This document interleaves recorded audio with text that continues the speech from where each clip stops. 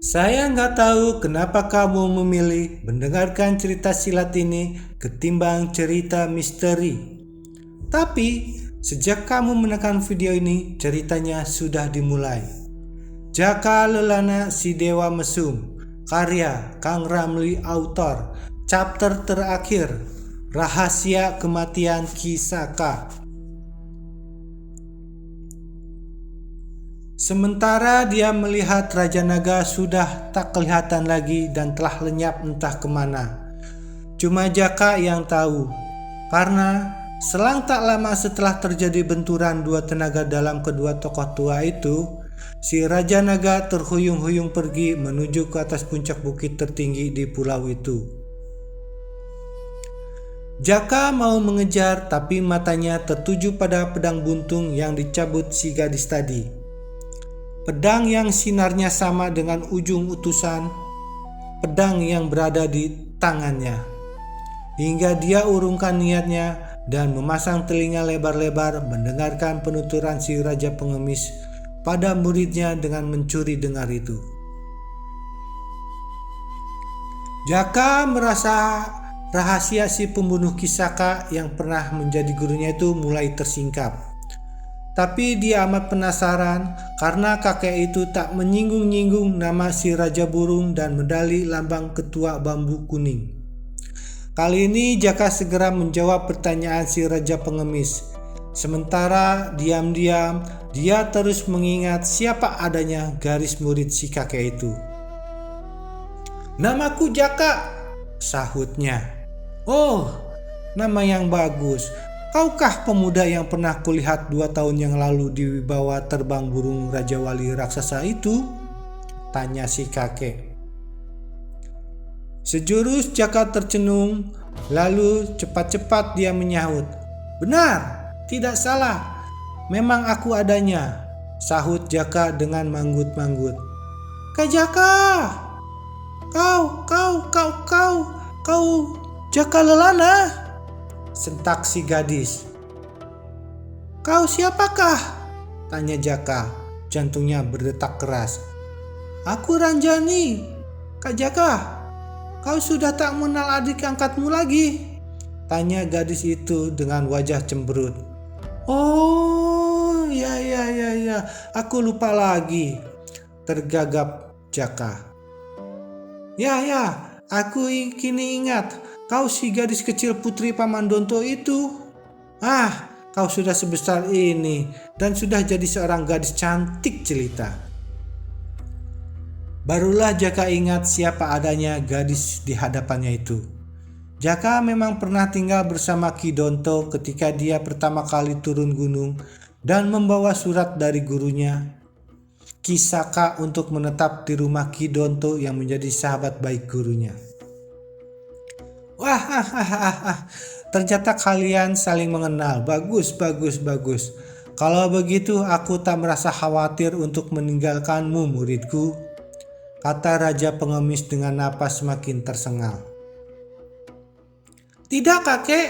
Kau tak boleh meninggalkan aku. Kau jangan mati, kek. Jangan tinggalkan aku," teriak Ranjani yang kembali terisak-isak memeluk tubuh gurunya. Anak bodoh, kalau malaikat pencabut nyawa sudah siap-siap mencabut nyawaku, apakah aku bisa menghalangi?" kata si Raja Pengemis. Tiba-tiba kakek ini berpaling pada Jaka. "Kau, jagalah dia bocah gagah," ujarnya pada Jaka. Jaka cuma bisa mengangguk. Iya, ceritaku tadi belum habis. Nah, sekarang kalian dengarkan baik-baik. Medali itu memang ku ketahui berada di tangan kakak kandungku Ki Saka. Karena sebagai orang penting yang menjadi ketua bambu kuning yang patut memegang medali itu. Tapi waktu itu medali itu sudah berada di tangan si Raja Burung. Tentu saja aku mencari dia untuk merebut medali itu. Sekalian menanyakan hubungan apa si Raja Burung dengan si manusia bertopeng anak bekas kekasihku itu. Menurut keterangan si Raja Burung, dia bersahabat baik dengan tokoh dari Tebet itu. dan medali itu dihadiahkan padanya.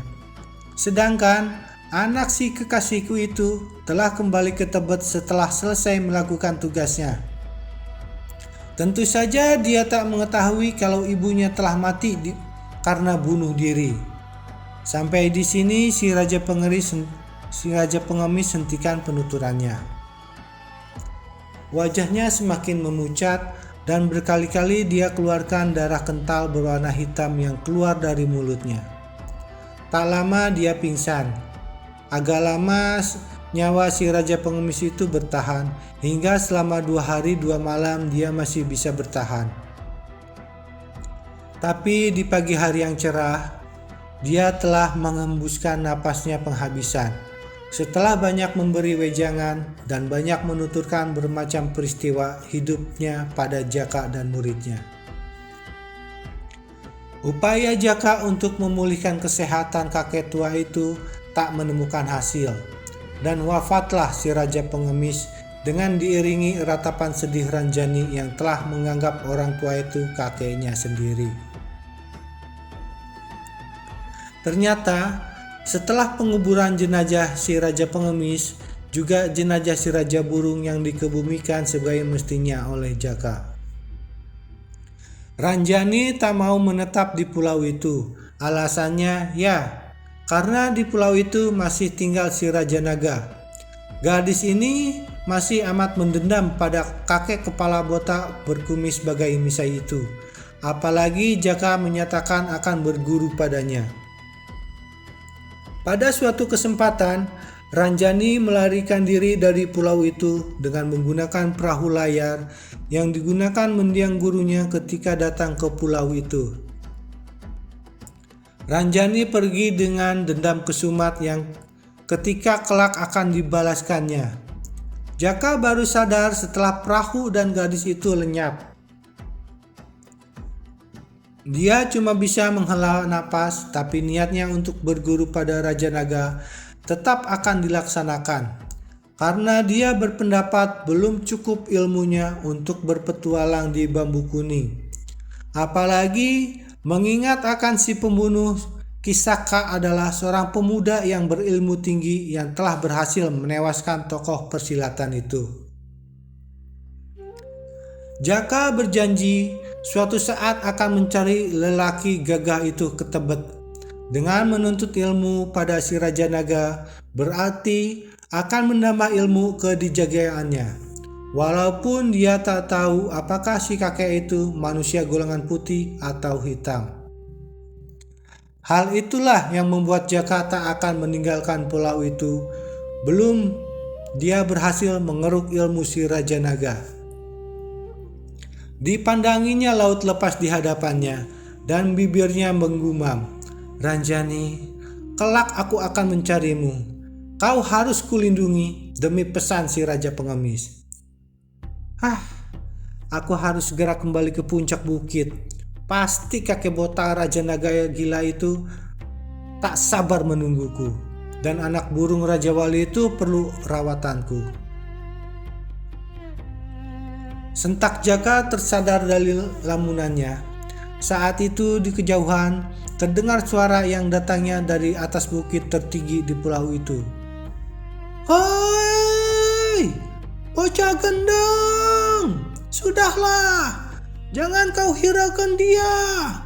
Kelak kau bisa mencarinya setelah kau keluar dari pulau ini."